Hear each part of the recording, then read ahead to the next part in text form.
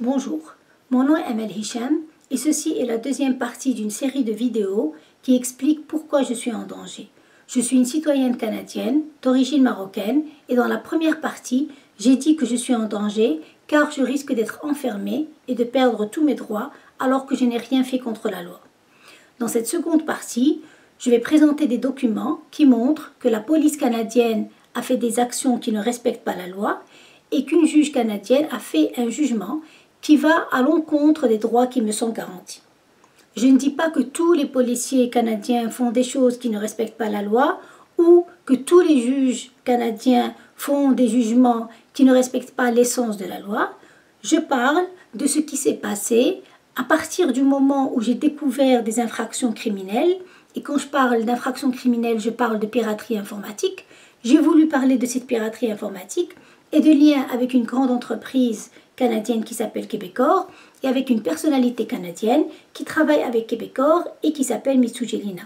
À partir du moment où j'ai voulu parler à la presse de piraterie informatique de Québecor et de Mitsujelina, on a essayé de faire croire que j'ai un problème mental. Donc, je vais dire vite ce dont j'ai parlé dans la première partie. J'ai eu une idée en 2008. J'ai commencé à développer un projet avec ma sœur, on cherchait des investisseurs. Je suis allée voir le 15 avril 2011 Mitsujelina. Je lui ai présenté mon projet à elle et à son mari. Ils ont beaucoup aimé notre projet. Il y a eu un échange d'emails entre nous. Voici un exemple de ces emails. Dans la première partie, j'en ai montré plusieurs. Par la suite, Mitsujelina a déclaré qu'elle allait faire une émission de télévision avec Québecor. Et nous, quand on a vu le concept de l'émission, j'ai écrit à Mitsujelina et j'ai mis en CC Québecor et je leur ai dit que le concept de l'émission était tiré d'une partie du concept que j'ai présenté à Mitsujelina. Québecor m'a répondu, ils m'ont dit que le concept leur appartenait et l'avocat de Mitsujelina m'a répondu aussi. Et j'ai parlé de ça en détail dans la première partie. Après cela, moi je n'ai plus jamais contacté ni Québecor ni Mitsujelina. Vers octobre 2013, là nous sommes en 2016, mais je parle des événements qui se sont passés en 2013. En octobre 2013, nous travaillons sur notre projet, ma sœur, moi et un informaticien. Moi j'étais au Canada, ma sœur en France. Et là, on s'est rendu compte que lorsqu'on travaillait sur un aspect de notre projet, on travaillait sur quelque chose et dans la même période, quelques jours plus tard, quelque chose de semblable était écrit dans une page de l'émission de Québecor. Donc c'est arrivé une fois, deux fois, trois fois, plusieurs fois et on s'est posé la question, comment est-ce que c'est possible qu'on travaille sur quelque chose et qu'une chose semblable apparaisse en partie donc dans la page de l'émission de Québecor.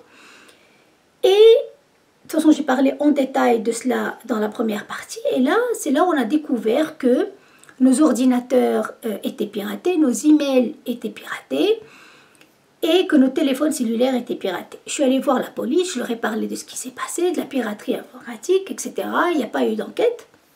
Et quand j'ai vu la police, des personnes que je ne connaissais pas ont commencé à me suivre. Là, j'ai commencé à avoir peur. Parmi ces personnes, il y avait des hommes qui avaient une veste avec une marque de moto, donc il y avait des vestes de motards.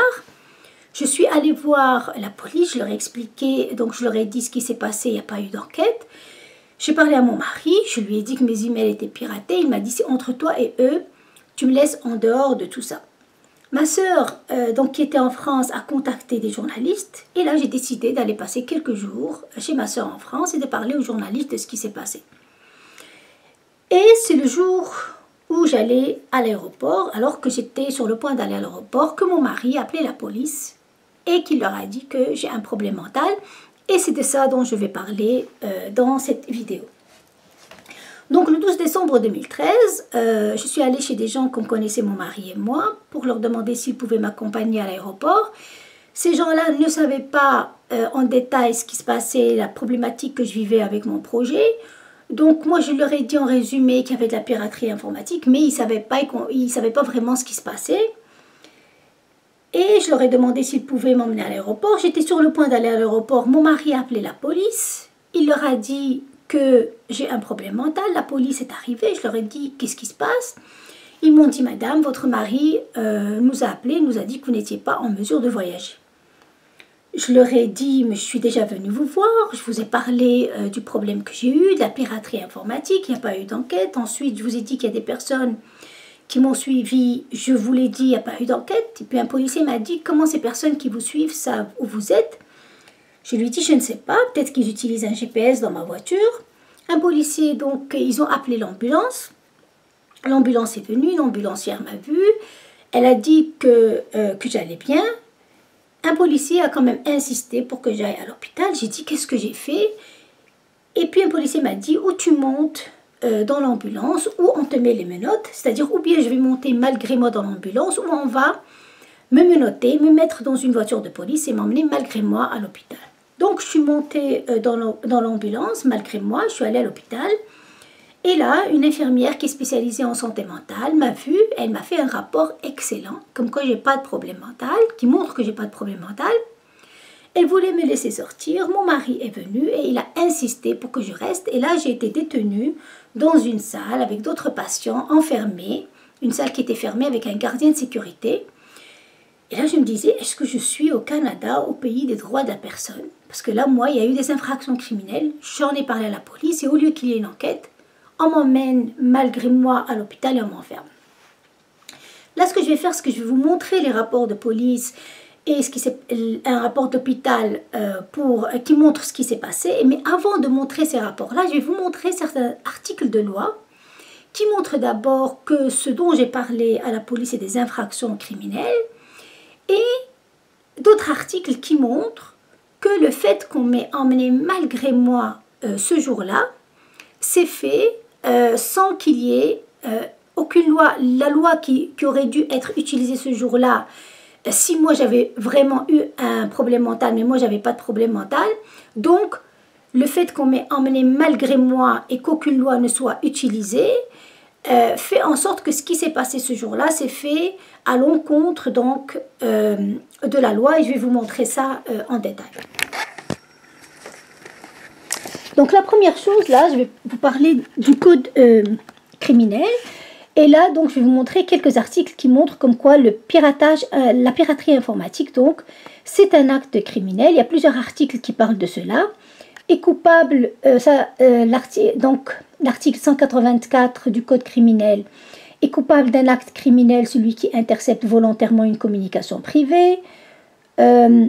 Celui qui intercepte ou fait intercepter donc toute fonction d'un ordinateur, donc l'utilisation non autorisée d'ordinateur. On parle aussi dans le code criminel donc un méfait à l'égard de données informatiques quand on empêche ou gêne l'emploi légitime des données informatiques. Ça, c'était le code du criminel du Canada.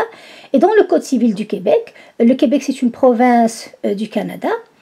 C'est écrit « Toute personne a droit au respect de sa réputation et de sa vie privée ». Ça, c'est l'article donc 35. Et dans l'article 36, qu'est-ce qui peut être considéré comme une atteinte à la vie privée? Eh bien, intercepter ou utiliser volontairement une communication privée. Donc, moi, quand j'ai subi de la piraterie informatique, ça a touché ma vie privée et c'est de mon droit d'en parler. C'est de mon droit d'aller à la police et de leur dire, je veux savoir donc ce qui se passe. Premièrement, que ce soit de la piraterie informatique, et deuxièmement, comment ça se fait que moi, je parle de choses d'une façon privée avec ma sœur, et puis que dans la même période, quelques jours plus tard, il y a des choses semblables qui vont apparaître donc en partie dans une page de l'émission de Québecor, et même pendant plusieurs mois, moi je parlais avec ma sœur au téléphone, et quelques jours plus tard ou le lendemain, il y a des choses semblables à ce dont je parlais qui ont été écrites par Mitsoujelina dans sa page Facebook ou sa page Twitter. Parfois, Mitsoujelina a même écrit, il est arrivé que Mitsoujelina écrive la même phrase que j'ai dite à ma sœur au téléphone. Donc c'est de mon droit de savoir comment est-ce que cela est possible, que moi je parle d'une façon privée avec ma sœur au téléphone et que Mitsoujelina écrive plus tard, qu'il lui arrive d'écrire des choses qui sont semblables à ce que j'ai dit. Donc toute personne a droit au respect de sa réputation et de sa vie privée. Et dans l'harcèlement criminel, il y a l'article 264 du Code criminel qui dit que c'est un acte interdit de suivre une personne de façon répétée. Et il y a aussi un article qui parle de l'intimidation et qui dit que c'est un acte criminel quand on intimide ou tente d'intimider une personne ou quand on suit avec persistance cette personne. Donc moi, j'ai été suivie, il est de mon droit de demander à la police, d'aller le dire à la police.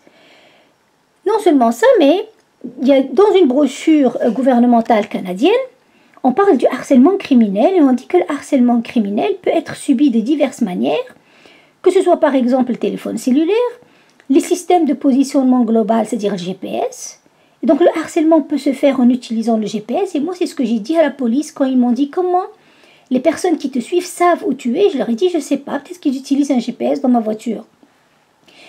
Et dans donc cette brochure gouvernementale canadienne, c'est écrit pour se protéger d'un harceleur, il faut contacter la police. Et c'est ce que j'ai fait. Quand j'ai eu du harcèlement, quand j'ai subi de la piraterie informatique, j'ai contacté la police. Alors, au lieu qu'il y ait une enquête, la police m'a emmené, malgré moi, à l'hôpital. Et là, je vous montre que pour aller dans un établissement de santé, dans un hôpital, nul ne peut être gardé dans un établissement de santé sans son consentement. Il faut qu'il y ait le consentement de la personne et moi, je n'ai pas consenti. Quand il n'y a pas le consentement de la personne, il faut que la loi ou le tribunal l'autorise. Et comment est-ce que cette loi autorise qu'on emmène quelqu'un malgré soi? Il faut qu'il y ait un danger grave et immédiat. Par exemple, dans le cas où une personne a un problème mental, il faut que cette personne donc présente un danger pour elle-même ou pour les autres.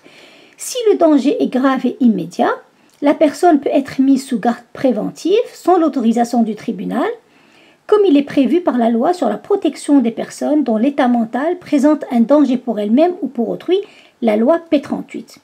Donc, si le danger est grave et immédiat, un policier peut utiliser la loi P38.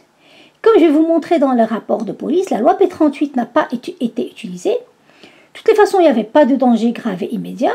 Moi, je n'ai pas consenti à aller à l'hôpital. Et donc, tout ce qui s'est passé avec la police et par la suite dans l'hôpital s'est fait sans respecter la loi. Et cela a des conséquences légales que je vais expliquer par la suite. Là, je vous montre les documents de ce jour-là. Ça, c'est le billet d'avion qui montre que le 12 décembre 2013, donc, je devais aller de Paris, je devais aller d'Ottawa, prendre l'avion de 18h10, donc 6h10 pour aller à Paris. Et là, donc, mon mari a appelé la police, leur a dit que j'ai un problème mental. Et la police a écrit un mail, Hicham, personne avec troubles mentaux. Donc, ils ont écrit que j'ai un trouble mental alors que je n'ai aucun antécédent de trouble mental, tout simplement parce que mon mari l'a dit. Et là, je vais prouver que mon mari sait que je n'ai pas de problème mental. Et comment je vais le prouver? Premièrement, grâce à une lettre qu'il a écrite, c'est une lettre manuscrite qu'il a faite le 29 janvier 2014. Et dans les prochaines vidéos, je vais expliquer dans quelles circonstances il l'a écrite. Et dans cette lettre, il dit clairement: ma femme est totalement saine d'esprit et n'a jamais eu de problème mentaux. Il dit aussi: je confirme donc sur mon honneur et en pleine conscience que je n'ai jamais menacé et que je ne menacerai jamais dans le futur ma femme en disant qu'elle souffre de problèmes psychiatriques. Non seulement ça, mais il dit aussi: ces derniers mois, ma femme faisait face à beaucoup de problèmes de piraterie et de perte de données dans le cadre de son projet. Donc il dit qu'il sait que je subissais de la piraterie informatique et il dit clairement que ma femme est totalement saine d'esprit, n'a pas de problème mentaux. Ça, c'est donc une copie de la lettre qu'il a faite, ça c'est l'original. Comment est-ce qu'il y a aussi d'autres preuves? C'est que quand mon mari n'arrête pas de mentir, qu'il me dit à moi une chose, qu'il dit aux autorités autre chose, moi je l'ai enregistré et j'ai des enregistrements de discussions téléphoniques où il me dit à plusieurs reprises qu'il sait que je n'ai pas de problème mental. Donc par exemple en janvier 2015, c'est une année après les événements avec la police, une année après qu'il ait écrit la lettre manuscrite, il me dit: je peux te faire une lettre en 2015 qui dit exactement la même chose, qui dit ma femme n'a pas de problème psychologique. Et le 14 avril 2015, il m'a dit: tu peux m'imputer exactement ce que j'ai écrit dans la lettre, ma femme n'a pas de problème mental. Et moi, j'ai des enregistrements de toutes ces discussions. Donc, le 14 avril 2015, il me dit, ma femme n'a pas de problème mental. Ce qui ne va pas l'empêcher 2 jours plus tard d'aller au tribunal, parce qu'il a fait une demande de divorce. Et dans cette demande de divorce, il a essayé de faire croire encore que j'ai un problème mental. Donc, 2 jours après qu'il me dit, ma femme n'a pas de problème mental, il va au tribunal et il dit, je crains toujours pour sa santé mentale. Donc, il ment sans arrêt, il ment aux autorités, il leur dit, il essaie de faire croire que j'ai un problème mental, et la question est pourquoi? La deuxième chose qu'il y a dans le rapport, c'est que on dit son conjoint arrive alors sur les lieux. Il mentionne qu'il y aurait mise en demeure de la part de Québecor contre Amel en raison d'harcèlement à l'égard de Mitsou. C'est-à-dire que moi, j'aurais reçu une lettre de Québecor parce que j'aurais harcelé Mitsou Jelina. Ça, c'est absolument faux. Mon mari sait que je n'ai harcelé personne. Et d'ailleurs, voilà la preuve. Ça, c'est la lettre que j'ai reçue de Québecor. Elle ne parle pas d'harcèlement. Elle ne parle que de l'émission de télévision et de mon projet. Donc, pourquoi est-ce que mon mari aurait dit à la police que j'ai un problème mental et que j'aurais harcelé Mitsou Jelina le jour où je vais aller parler à la presse de piraterie informatique de Québecor et de Mitsou Jelina? C'est la question qui se pose. La troisième chose en regardant le rapport, c'est que ma version n'est pas là. Il y a seulement la version de mon mari et des personnes qui devaient m'emmener à l'aéroport, mais ma version n'est pas là. Où tout ce que j'ai dit à la police, et pourtant j'ai parlé longuement à la police, où je leur ai expliqué les infractions criminelles que j'ai trouvées, etc. Pourquoi ma version n'a pas été écrite? Et la quatrième chose qu'on peut conclure de ce rapport, voilà, c'est écrit, elle accepte d'aller avec les ambulanciers. Et moi, comme j'ai dit, je suis montée dans l'ambulance parce qu'un policier m'a dit, si tu montes pas, je te mets les menottes. Donc je suis allée malgré moi. Et c'est écrit ici, il n'y a eu aucune P38 appliquée. Donc la loi P38 n'a pas été appliquée. C'est-à-dire, et je vais parler plus longuement de ça un peu plus loin, c'est que moi je suis allée sans mon consentement, la loi P38 n'a pas été appliquée. Donc ce qui est en train de se passer là ce jour-là se fait dans des conditions qui portent atteinte à mes droits. Je suis arrivée à l'hôpital, comme j'ai dit, donc l'infirmière m'a vue. Elle dit que je n'ai pas d'antécédents. Elle va me faire un rapport excellent qui montre que je n'ai aucun problème mental. Donc, je n'ai pas d'idée suicidaire, pas d'idée homicidaire. Les opérations de la pensée, donc le cours est logique. Contenu, aucun délire, pas d'hallucination, etc. Orienté, niveau de conscience hyper alerte, mémoire intacte, etc. Et dans son rapport, elle écrit clairement « Madame refuse de rester ».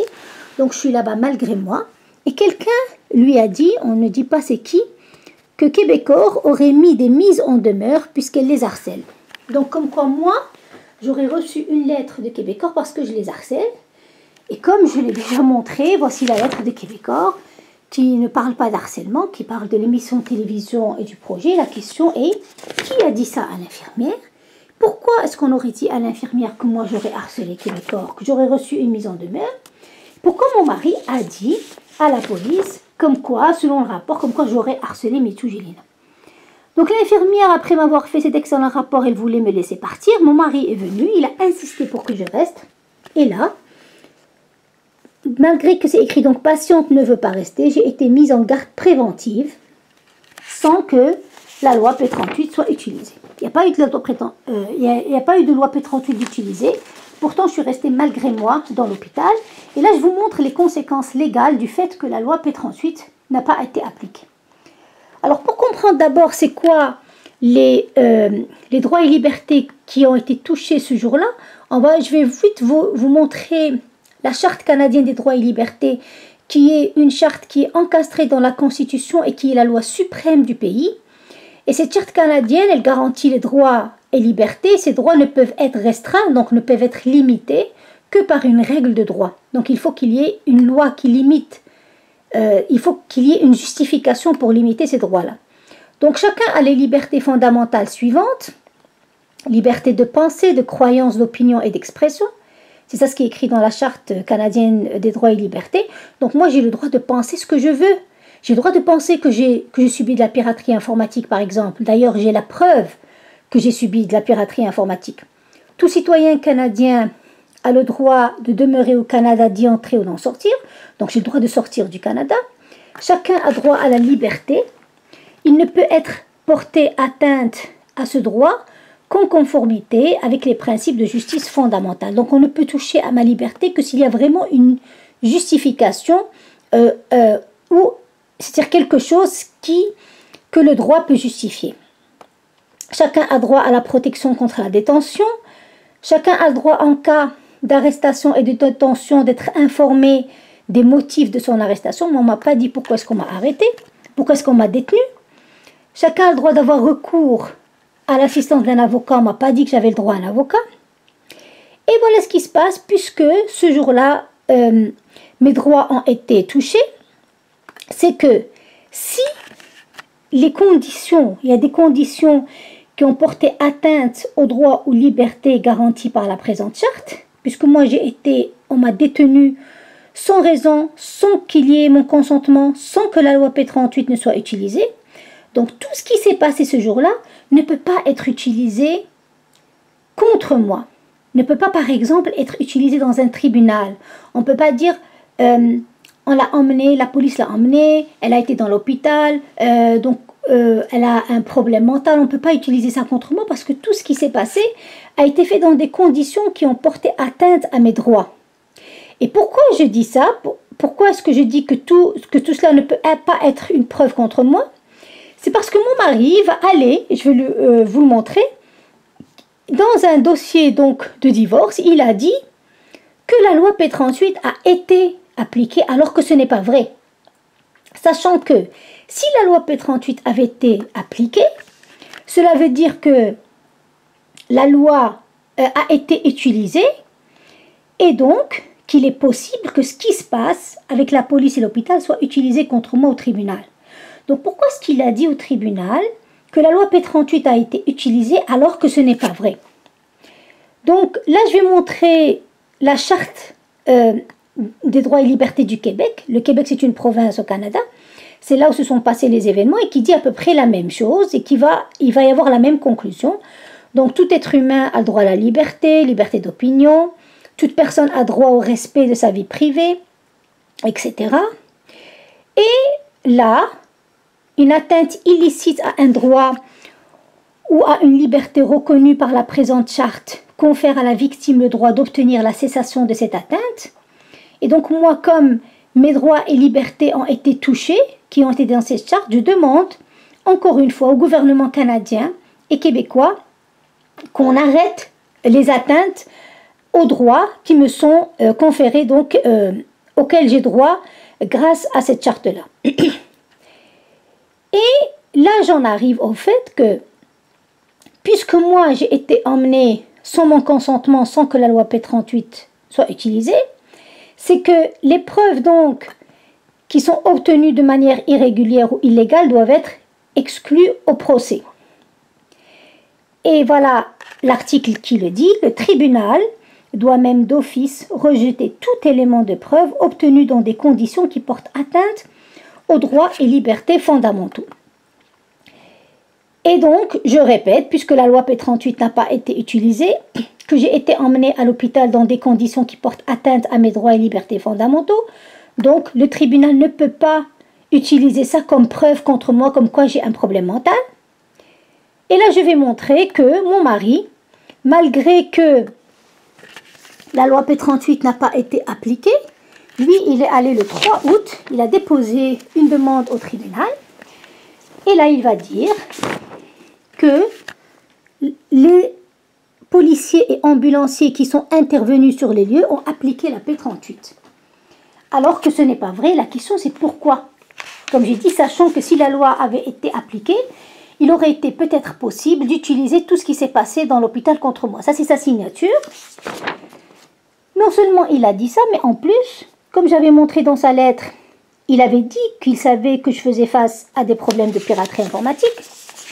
Eh bien, il est allé toujours dans ce dossier de divorce le 16 avril 2015 et il a dit, comme quoi ce dont je parle, la piraterie informatique, le cyberharcèlement, que la police n'a pas ouvert d'enquête, comme quoi tout ça c'est du délire. Pourquoi est-ce qu'il va dire que c'est des délires, que ce n'est pas vrai, alors que premièrement, j'ai des preuves de la piraterie informatique. Deuxièmement, c'est un simple dossier de divorce. Pourquoi est-ce qu'il veut essayer de faire croire que les infractions criminelles que j'ai trouvées, la piraterie informatique n'est pas vraie? Et en plus de cela, il va encore mentir et il va dire « je crains toujours pour sa santé mentale ». Alors que j'ai montré avec les preuves, la lettre et les enregistrements dont j'ai parlé qu'il sait que je n'ai pas de problème mental. Ça, c'est sa signature, quand il a fait donc ce document. Là, je vais parler rapidement de ce qui s'est passé au tribunal. Pourquoi? Parce qu'il est important que j'explique le jugement que va faire une juge, la juge Suzanne Tessier, car ce jugement touche à mes droits et me met en danger. Mais je vais le dire rapidement parce que ce qui s'est passé au tribunal, il faut vraiment une vidéo pour tout détailler.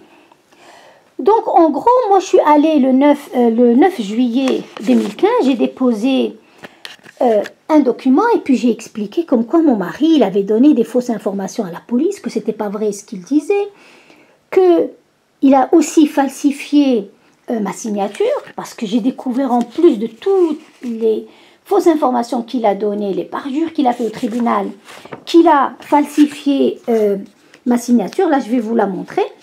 Et malgré que j'ai fait une plainte à la police, malgré que j'ai fait une plainte à un juge de paix, mon mari vit comme s'il était au-dessus de la loi. Voilà, ça c'est la signature qu'il a falsifiée.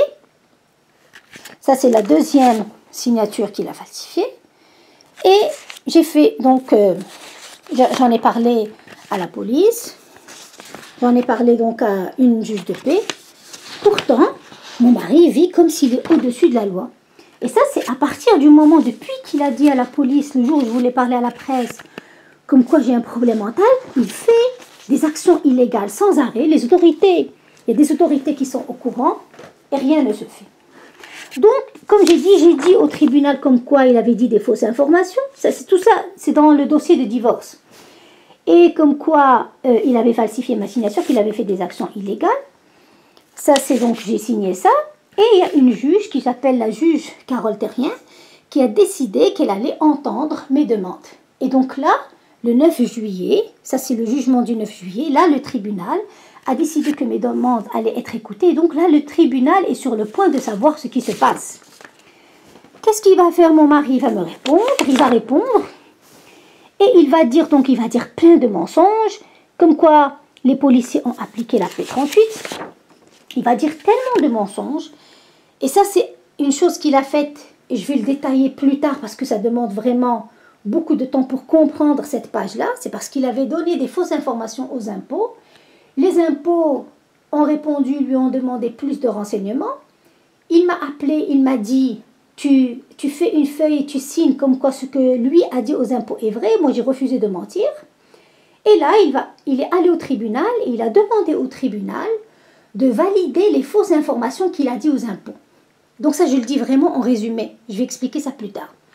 Moi, quand j'ai vu tous les mensonges qu'il a fait, je me dis, mais c'est pas possible, ça c'est le tribunal, qu'est-ce qui se passe? Comment est-ce qu'il peut mentir à ce point? Et j'ai fait une requête et j'ai expliqué, j'ai dit non, la loi P38 n'a pas été appliquée et j'ai demandé à l'interroger. Parce que la loi me donne le droit de l'interroger sur la vérité des faits qu'il dit, pour montrer qu'il ne dit pas la vérité. Et là, il va me répondre, ça c'est ma signature, et il va confirmer que tout ce qu'il a dit est vrai, alors qu'il a dit plein de fausses informations. Moi, je me disais, je commençais, parce que en plus de cela, quelques jours plus tôt, après que la juge Carole Terrien ait décidé que le tribunal allait écouter toutes mes demandes, quand elle a décidé cela, moi après je suis allée au tribunal, j'ai cherché mon dossier, je ne l'ai pas trouvé, et on m'a dit au tribunal qu'il y avait une autre juge, la juge Suzanne Tessier, qui a pris mon dossier du tribunal, qui a décidé que c'était elle qui allait le juger, alors qu'une juge n'a pas le droit de décider quel dossier elle va juger. Et ça, la veille de la journée de l'audience, moi j'ai envoyé un email à 3 h du matin à ma soeur, qui prouve que je savais, à 3 h du matin, c'est qui la juge qui allait avoir, que c'était la juge Suzanne Tessier. Parce que là, j'ai vraiment commencé à avoir peur, parce qu'on m'a dit au tribunal que la justice Tessier avait pris mon dossier, avait décidé de le juger. Mon mari qui dit tellement de mensonges et qui dit des parjures, ou bien je me dis, ou bien il est complètement irresponsable, ou il y a quelque chose qui se passe. Et effectivement, le 20 août, c'est la juge Suzanne Tessier qui a jugé et, entre autres, ce qu'elle va faire, elle va m'interdire de communiquer oralement avec mon mari. Je ne pourrai communiquer avec lui que par écrit et qu'à propos des enfants, sachant que moi, 2 jours avant, j'avais demandé à l'interroger. Et donc, en m'interdisant de communiquer avec lui, je ne peux plus l'interroger sur la vérité des faits, je ne peux plus me protéger, alors que dans la charte québécoise, il est écrit tout accusé, parce qu'il m'a accusé entre autres comme quoi j'aurais harcelé Mitsoujilina selon le rapport de police, tout accusé a droit à une défense pleine et entière, a le droit d'interroger et de contre-interroger les témoins. Non seulement ça, mais la juge Suzanne Tessier m'a fait de la pression pour signer une expertise psychosociale. Et je vais expliquer dans les prochaines vidéos pourquoi cette expertise psychosociale est dangereuse pour moi, car si un expert est choisi par le tribunal, il peut se baser sur les rapports de police où il y a des fausses informations sur moi, il peut se baser sur les rapports de l'hôpital, il peut se baser sur la version de mon mari, et moi, ma version n'est pas là. Non seulement ça, mais je ne peux même plus me protéger. Donc un expert peut conclure que j'ai un problème mental et je peux être enfermée indéfiniment dans un hôpital.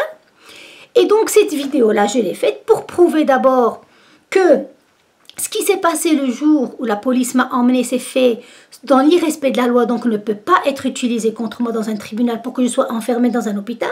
Ce qu'a dit mon mari, c'est une invention qu'il a faite de problème mental et que c'est des fausses informations et donc ça ne peut pas être utilisé, sa version ne peut pas être utilisée contre moi pour que je sois enfermée, que ce qui s'est passé au tribunal, et je vais détailler ça dans les prochaines vidéos, que ce qu'a fait la juge Suzanne Tessier, elle a fait un jugement qui, moi, m'empêche, qui va à l'encontre des droits qui me sont conférés par la charte.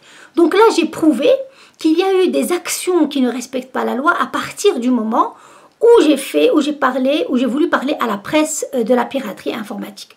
Donc maintenant que j'ai montré ces preuves, est-ce que le gouvernement canadien et le gouvernement québécois va enfin agir pour qu'on arrête d'atteindre à mes droits, pour que j'arrête d'être, parce que là moi je suis cachée parce que j'ai peur d'être enfermée et de perdre mes droits? Est-ce qu'on va agir pour que mon mari réponde enfin des actions illégales qu'il a faites pour me protéger, pour que je puisse enfin retourner et vivre près de mes enfants?